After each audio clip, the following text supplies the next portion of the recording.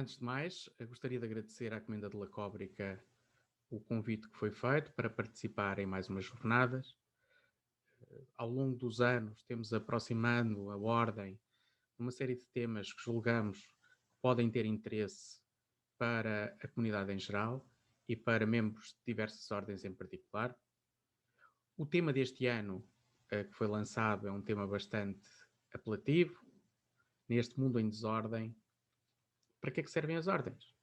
Existe alguma finalidade nas ordens?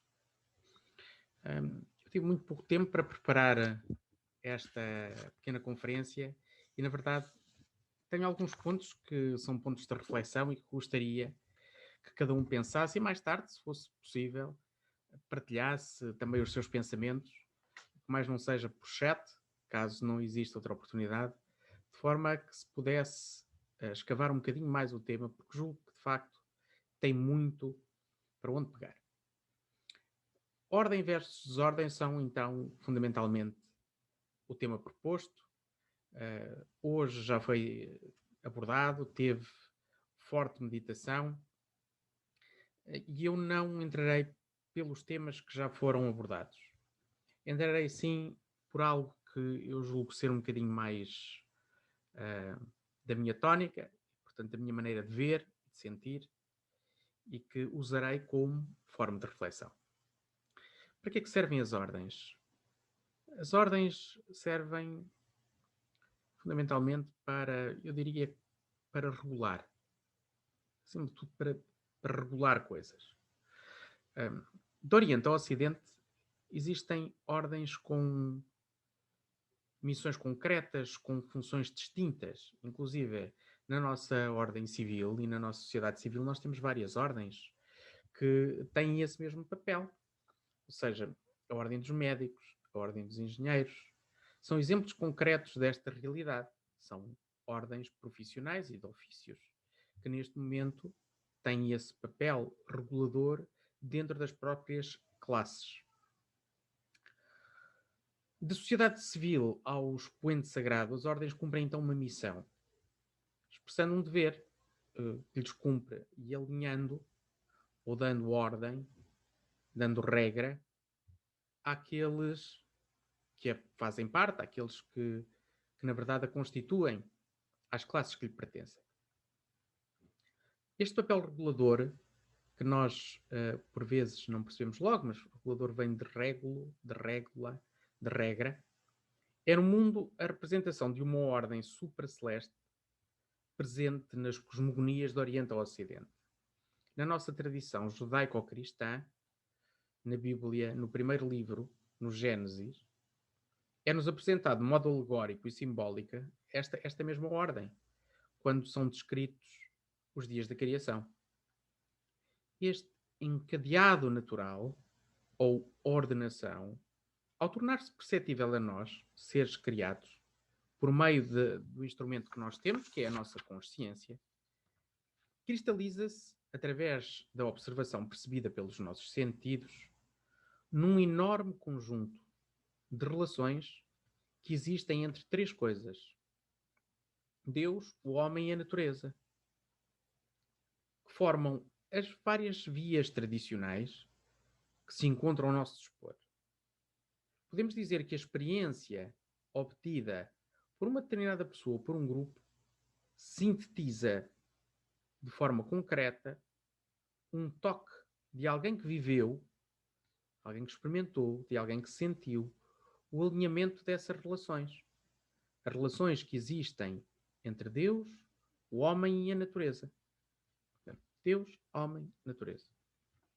Sendo o homem um mediador entre a natureza e Deus, e desconhecendo-se a si mesmo, entende-se que não é o homem que desconhece.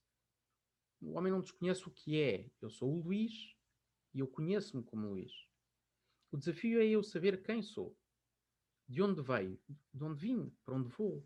Portanto, o homem desconhecendo-se a si mesmo, não o que faz, mas quem é, de onde veio e para onde vai, compreende que tem um plano abaixo dele, a natureza visível, onde os mistérios das relações se apresentam geralmente de forma mais simples.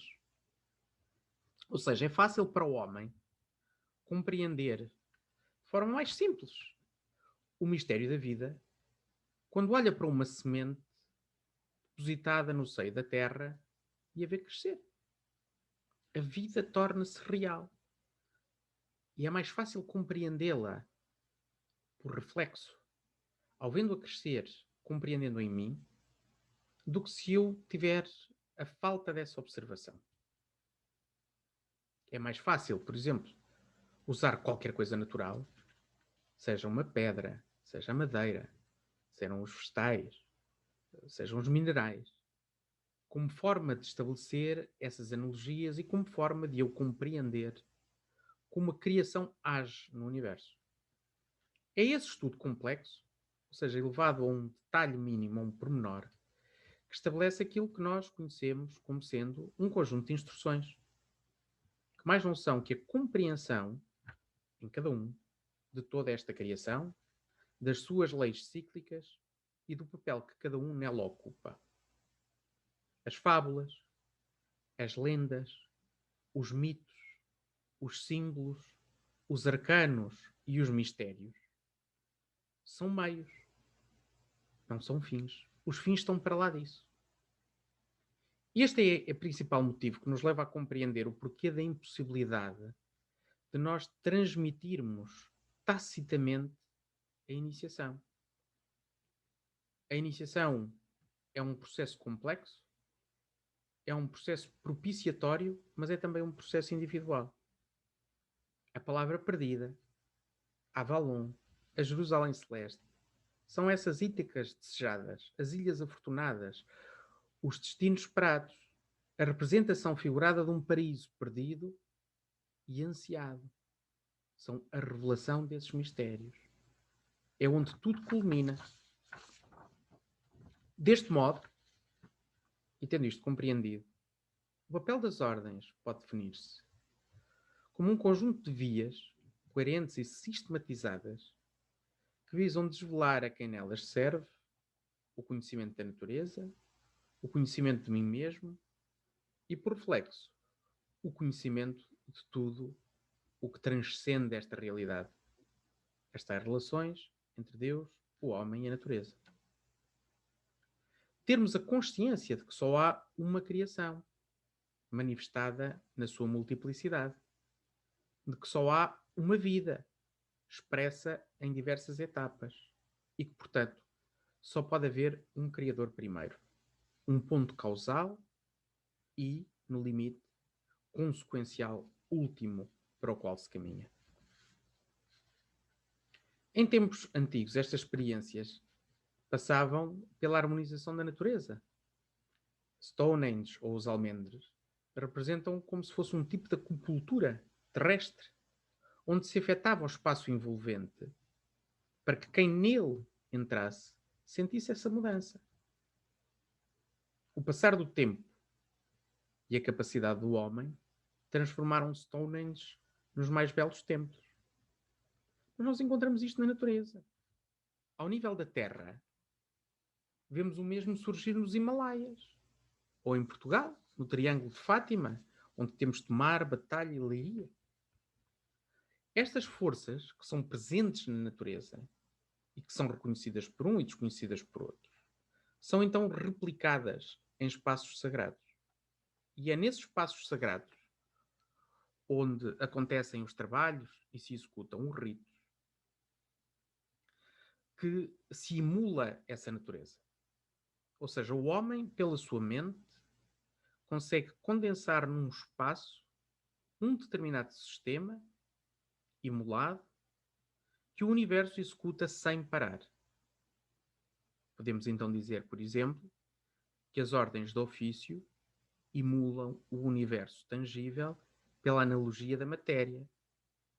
Por exemplo, a pedra que eu sou e que esconde a mais bela escultura dentro de mim. As ordens de cavalaria emularão as hierarquias que regem a densificação e evolução da prima matéria caída. E as ordens de sacerdócio replicarão os coros que, sem fim, sem parar, prestam culto, honra e glória ao Criador. E para que serve isto tudo? Eu diria que para uns não serve para nada. E para outros servirá para tudo. Não servirá para nada a quem não aceitar, a quem não compreender e agir de acordo com a sua própria natureza. Quem lutar contra ela. Ou seja, não daquilo que eu gostaria de ser, mas sim daquilo que eu realmente sou. Ou seja, de quem sou. E do papel que eu tenho sendo. Para esses, as ordens já serão o tudo. Os que compreendem o seu papel no mundo. Onde a vida e a ação do dia a dia dão a prova real das vias da realização em si e nos outros. Da ordem divina do mundo, que mandata cada obreiro para o cumprimento do seu dever. Perdeu-se o dever, manifesta-se a desordem. Reponha-se o dever e a ordem manifestar-se-á. Para que servem as ordens? Eu diria que para cumprir os seus deveres.